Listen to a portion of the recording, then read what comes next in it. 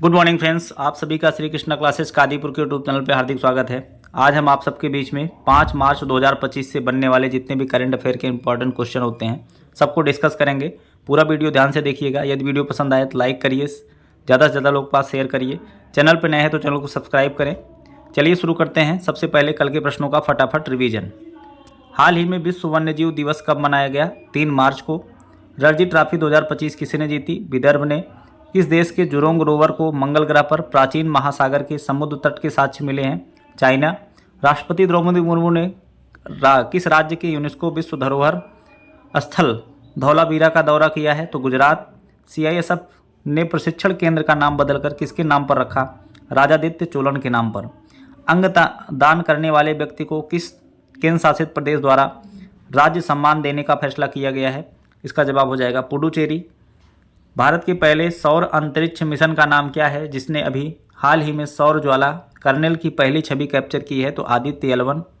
लैसेंट की रिपोर्ट के अनुसार पिछले 3 दशकों में वैश्विक आत्महत्या मृत्यु दर में कितने % की गिरावट आई है?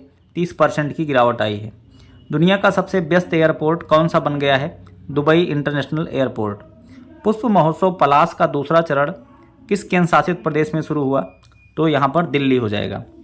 30 वर्षों के बाद केप गिद्धों को किस देश की पूर्वी केप में देखा गया है? तो दक्षिण अफ्रीका। ये रहे हमारे कल के दिन के प्रश्न। आइए शुरू करते हैं अब आज के प्रश्नों की श्रृंखला को। आज के दिन का हमारा पहला प्रश्न है, राष्ट्रीय सुरक्षा दिवस कब मनाया गया? तो प्रत्येक साल 4 मार्च को मनाया जाता है राष्ट्रीय सुरक्षा दिवस। दुर्घटनाओं को रोकने के लिए, सुरक्षा उपायों के प्रति जागरूकता बढ़ाने के लिए हर वर्ष 4 मार्च को राष्ट्रीय सुरक्षा दिवस मनाया जाता है। राष्ट्रीय सुरक्षा दिवस जो मनाया जाता है 4 मार्च को इसलिए मनाया जाता है क्योंकि इसी दिन राष्ट्रीय सुरक्षा परिषद की स्थापना 4 मार्च 1972 को हुई थी। इसीलिए 4 मार्च को राष्ट्रीय सुरक्षा दिवस मनाया जाता है। आइए देखते हैं मार्च महीने में जितने भी इम्पोर्टेंट डे आए हुए हैं। तो 1 मार्च को विश्व नागरिक सुरक्षा दिवस, शून्य भेदभाव दिवस, विश्व समुद्री घास दिवस के रूप में मनाया गया। 2 मार्च को विश्व किशोर मानसिक स्वास्थ्य दिवस और 3 मार्च को विश्व वन्य जीव दिवस जिसकी थीम है वन्य जीव संरक्षण वित्त, लोगों और ग्रह में निवेश। और विश्व श्रवण दिवस भी मनाया गया 3 मार्च को। ठीक है, इसकी थीम याद रखिएगा विश्व वन्य जीव दिवस की, वन्य जीव संरक्षण वित्त, लोगों और ग्रह में निवेश। ठीक है, आइए देखते हैं अगला क्वेश्चन। भारत का पहला वर्ल्ड पीस सेंटर विश्व शांति केंद्र कहाँ बना है? इसका जवाब हो जाएगा गुरुग्राम। तो हरियाणा के गुरुग्राम शहर में वर्ल्ड पीस सेंटर विश्व शांति केंद्र बना है, जो कि भारत का पहला यह विश्व शांति केंद्र है। तो देश का पहला वर्ल्ड पीस सेंटर गुरुग्राम के सेक्टर 39 में बना है। यह केंद्र जैन आचार्य लोकेश मुनि के नेतृत्व और अहिंसा विश्व भारती के प्रयासों से स्थापित किया गया है। आइए देखते हैं भारत का पहला, देश का पहला उबर ने देश की पहली जल परिवहन सेवा शुरू किया है श्रीनगर में। भारत की पहली नाइट सफारी लखनऊ में। भारत के पहले ग्रीन हाइड्रोजन फ्यूल स्टेशन का उद्घाटन लेह लद्दाख में। भारत के पहले स्वचालित इंडोर वायु गुणवत्ता मॉनिटर का अनावरण किया गया जिसका नाम है पवन चित्रा। भारत की पहली सोलर सिटी बन गई है सांची। भारत का पहला वेटलैंड शहर उदयपुर। भारत की पहली ट्रैफिक लाइट फ्री शहर कोटा। भारत का पहला कार्बन डाइऑक्साइड से मेथेनॉल पायलट प्लांट शुरू करने वाला शहर बना है पुणे। भारत का पहला डायबिटीज़ बायो बैंक चेन्नई में स्थापित किया गया। भारत का पहला डिजिटल म्यूजियम महाराष्ट्र में। AI से निर्मित भारत की पहली हिंदी गायिका मॉडल माया बनी है।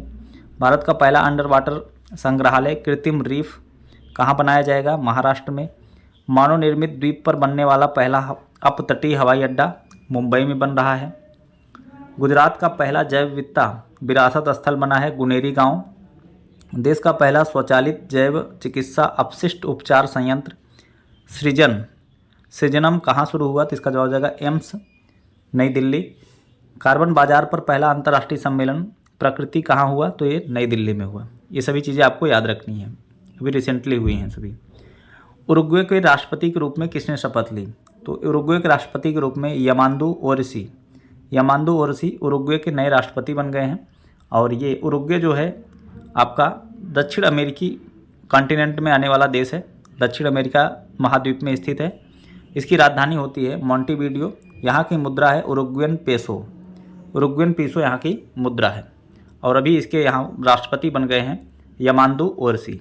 ठीक है, इसको आपको ध्यान में रखना है। अगला क्वेश्चन है, हाल ही में 26वीं नवरत्न कंपनी कौन सी बन गई है?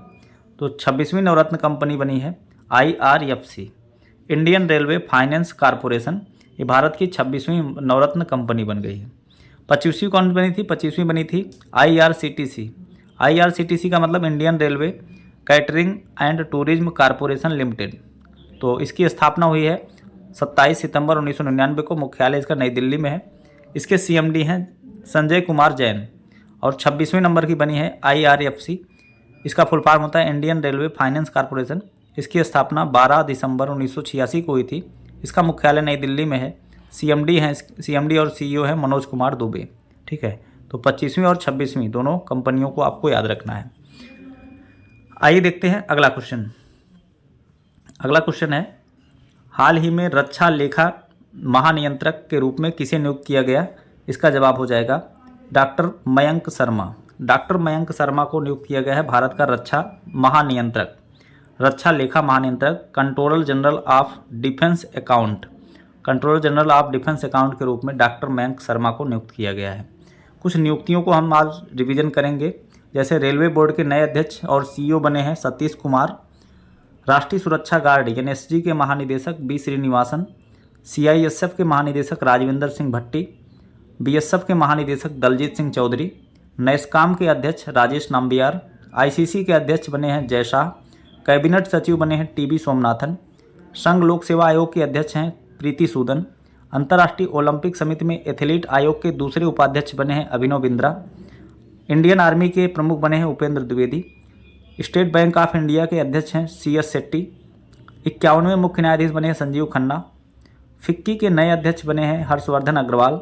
राष्ट्रीय महिला आयोग की अध्यक्ष विजया किशोर राहटकर बनी हैं। भारतीय नौसेना के प्रमुख दिनेश कुमार त्रिपाठी बने हैं। Controller and auditor general of India Sanjay Murthy बने हैं। SSB के महानिदेशक अमृत मोहन प्रसाद बने हैं। अगला है, नौसेना प्रमुख कौन बने हैं? नौसेना प्रमुख बने हैं दिनेश कुमार त्रिपाठी। सेना प्रमुख कौन है? Upendra Dwivedi. Railway police force RPF के महानिदेशक बने हैं मनोज यादव। असम राइफल्स के डायरेक्टर जनरल बने हैं विकास लखेरा। NDRF के पीयूष आनंद। RBI के नए गवर्नर बने हैं संजय मल्होत्रा जो कि 26वें नंबर के हैं। मुख्य निर्वाचन आयुक्त बने हैं ज्ञानेश कुमार जो कि 26वें नंबर के हैं। प्रधानमंत्री के प्रधान सचिव 2 बने हैं शक्तिकांत दास। इसके अलावा PK मिश्रा भी प्रधानमंत्री के प्रधान सचिव हैं। सेबी के अध्यक्ष के रूप में भी बनाया गया है तुहिन कांत पांडे को। बार काउंसिल ऑफ इंडिया के अध्यक्ष बने हैं मनन कुमार मिश्रा। इसको आपको ध्यान में रखना है। अगला क्वेश्चन देखते हैं, हाल ही में जन औषधि सप्ताह 2025 का आयोजन कब से कब तक किया गया? तो जन औषधि सप्ताह का आयोजन 1 से 7 मार्च तक किया गया है। प्रधानमंत्री जन औषधि सप्ताह, आपको पता है कि जन औषधि दिवस मनाया जाता है 7 मार्च को। तो पूरे देश में जन औषधि के बढ़ते मात्रा को रेखांकित करते हुए 1 से 7 मार्च 2025 तक जन औषधि सप्ताह का आयोजन किया जा रहा है। जन औषधि दिवस 7 मार्च को मनाया जाता है। वर्तमान में देश भर में 15,000 से अधिक जन औषधि केंद्र खोले जा चुके हैं और भारत का लक्ष्य 31 मार्च 2027 तक पूरे देश भर में 25,000 जन औषधि खोलना रखा गया है। तो भारत का लक्ष्य है कि पूरे देश भर में 31 मार्च 2027 तक 25,000 से ज़्यादा जन औषधि केंद्र खोले जाएँ। जन औषधि केंद्र में दवाओं को सस्ते दामों में दिया जाता है, ठीक है, और जेनरिक दवाओं को विशेष तौर से सस्ते दामों में दिया जाता है। अगला क्वेश्चन, हाल ही में मोबाइल वर्ल्ड कांग्रेस 2025 का आयोजन कहाँ होगा? इसका जवाब हो जाएगा स्पेन। तो स्पेन में 3 से 6 मार्च 2025 स्पेन के बार्सिलोना में जो है मोबाइल वर्ल्ड कांग्रेस का आयोजन किया गया, जिसमें भारत का प्रतिनिधित्व केंद्रीय संचार मंत्री ज्योतिरादित्य सिंधिया ने किया। साथ ही उन्होंने वहीं पर भारत पवेलियन का उद्घाटन किया है। इस भारत पवेलियन में 38 भारतीय दूरसंचार उपकरण निर्माता ने अपने अपने आधुनिक उत्पादों हार्डवेयर और सॉफ्टवेयर दोनों का प्रदर्शन किया, ठीक है। तो इस पवेलियन जो है उसका उद्घाटन किया है वहाँ पर ज्योतिरादित्य सिंधिया ने। वहाँ पर 38 भारतीय दूरसंचार उपकरण निर्माता ऐसे हैं जिन्होंने अपने अत्याधुनिक उत्पादों और हार्डवेयर और सॉफ्टवेयर का प्रदर्शन वहाँ पर किया है। देखिए ठीक है, यहाँ पर आप देख सकते हैं मोबाइल इंडिया कांग्रेस 3 से 6 मार्च, कहाँ पर, बार्सिलोना स्पेन में इसका आयोजन किया गया। अगला क्वेश्चन, आप लोग कमेंट बॉक्स में बताएंगे 18वां प्रवासी भारतीय दिवस सम्मेलन 2025 कहाँ पर आयोजित किया गया, ठीक है, और इसका विषय क्या है, आपको कमेंट बॉक्स में बताना है। 18वां प्रवासी भारतीय दिवस सम्मेलन 2025। चलिए शुरू करते हैं अगला क्वेश्चन। डेनिम ब्रांड लेवी ने अपना वैश्विक राजदूत किसे नियुक्त किया? तो दिलजीत दोसांझ को नियुक्त किया है। डेनिम ब्रांड लेवी ने अपना वैश्विक एम्बेसडर, ग्लोबल एम्बेसडर बनाया है लेवी का दिलजीत दोसांझ को, ठीक है। तो लेवी ने अपना ब्रांड एम्बेसडर बना दिया है इनको। आइए देखते हैं ब्रांड एम्बेसडर को रिवीजन कर लिया जाए, बहुत दिन हो गया। थाईलैंड के ब्रांड एम्बेसडर बने हैं सोनू सूद। भारतीय साइबर अपराध समन्वय केंद्र की ब्रांड एम्बेसडर रश्मिका मंधाना। मनु भाकर को बनाया गया है बंदरगाह, जहाज रानी और जलमार्ग मंत्रालय का ब्रांड एम्बेसडर। मोटो जेपी का ब्रांड एम्बेसडर शिखर धवन को। प्ले स्पोर्ट को का ब्रांड एम्बेसडर बनाया गया मैरी कॉम, सानिया मिर्जा और रणविजय सिन्हा। यूनिसेफ का करीना कपूर। तंबाकू नियंत्रण के लिए ब्रांड एम्बेसडर बनाया गया है पीवी सिंधु को। राष्ट्रीय दिव्यांगजन आकलन जो है चुनाव आयोग ने बनाया है शीतल देवी को।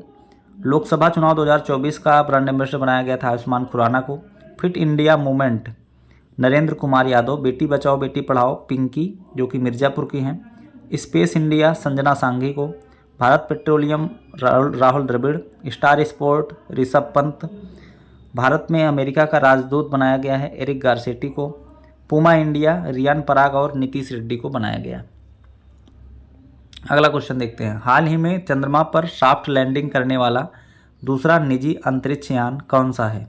तो ब्लू घोस्ट एक निजी अंतरिक्ष यान है जो कि चंद्रमा पर सॉफ्ट लैंडिंग किया था। तो कंपनी का नाम है इसका फायरफ्लाई एरोस्पेस। यह जो है अमेरिका की कंपनी है, एक निजी कंपनी है, और इसने अभी अपना निजी अंतरिक्ष यान भेजा था ब्लू घोस्ट जो कि चंद्रमा पर सॉफ्ट लैंडिंग कर लिया है। यह रॉकेट जिससे लॉन्च किया गया था उसका नाम है फाल्कन 9 रॉकेट जो कि स्पेस एक्स का रॉकेट है। यह जो है दूसरी निजी कंपनी बन गई है जिसने अपना सॉफ्ट लैंडिंग करवाया है चंद्रमा पर। तो पहली निजी कंपनी कौन थी? इंट्यूटिव मशीन्स ये अमेरिका की है और इसने भी अपना पहली निजी कंपनी थी जिसने सॉफ्ट लैंडिंग करवाया था 20 फरवरी को। इसके लैंडर का नाम है ओडीसीएस। पहली वाली जो गई थी उसका नाम है ओडीसीएस। अगला क्वेश्चन देखते हैं। हाल ही में सशक्त पंचायत नेत्री अभियान किस मंत्रालय द्वारा शुरू किया गया? तो सशक्त पंचायत नेत्री अभियान जो शुरू किया गया यह पंचायती राज मंत्रालय द्वारा शुरू किया गया है। तो अभी नई दिल्ली में पंचायती राज मंत्रालय ने विज्ञान भवन से सशक्त पंचायत नेत्री अभियान शुरू किया। इसका उद्देश्य महिला पंचायत नेताओं को सशक्त बनाना और स्थानीय शासन में उनकी भागीदारी बढ़ाना, स्थानीय स्वशासन में उनकी डिसीजन मेकिंग पावर को मजबूत करना, ग्राम पंचायत में महिलाओं की भागीदारी को प्रभावी बनाना, ठीक है। इस उद्देश्य से इसको शुरू किया गया है। अब आप लोग कमेंट बॉक्स में बताएंगे पंचायती राज दिवस कब मनाया जाता है? स्थानीय स्वशासन का जनक कौन है? त्रिस्तरीय पंचायती राज व्यवस्था किस समिति की सिफारिश पर आई थी और कब आई थी? तीनों क्वेश्चन आपको बताना है। स्थानीय स्वशासन का जनक, पंचायती राज दिवस कब मनाया जाता है और त्रिस्तरीय पंचायती राज व्यवस्था कब और किसके समिति की सिफारिश पर आया था, किस समिति की सिफारिश पर आया था, ये सभी चीज़ें आपको बताना है। अगला क्वेश्चन अगला है, हाल ही में किसने स्वावलंबनी कार्यक्रम शुरू किया? तो अभी कौशल विकास एवं उद्यमिता मंत्रालय के द्वारा शुरू किया गया है स्वावलंबनी कार्यक्रम। तो हाल ही में स्वावलंबनी प्रोग्राम को पूरे देश में हायर एजुकेशन इंस्टीट्यूशन में लॉन्च किया गया। अब तक यह नॉर्थ ईस्ट में लागू थी, अब इसे पूरे देश में प्रमुख रूप से इंस्टीट्यूशन में लागू की जाएगी। इसे ministry of skill development and entrepreneurship और नीति आयोग ने लॉन्च किया है। इसी को हम कहते हैं हिंदी में कौशल विकास एवं उद्यमिता मंत्रालय। तो कौशल विकास एवं उद्यमिता मंत्रालय और नीति आयोग द्वारा इसके लॉन्च किया गया है। इसका उद्देश्य हायर एजुकेशन इंस्टीट्यूशन में महिलाओं को एंटरप्रेन्योरशिप के लिए तैयार करना, आवश्यक संसाधन देना और उन्हें मेंटरशिप प्रदान करना, ठीक है, इसका मुख्य उद्देश्य है। बस आज के दिन के करंट की प्रश्नों की श्रृंखला यहीं पर समाप्त होती है। आपको वीडियो कैसा लगा कमेंट बॉक्स में जरूर बताएंगे। ज़्यादा से ज़्यादा लोगों के पास शेयर करिए। वीडियो पसंद आए तो लाइक करना बिल्कुल ना भूलिए। चैनल पर नए हैं तो चैनल को सब्सक्राइब करें। जो भी क्वेश्चन पूछा गया उसका डिटेल में आंसर करें। मिलते हैं नेक्स्ट वीडियो में। Thanks for watching.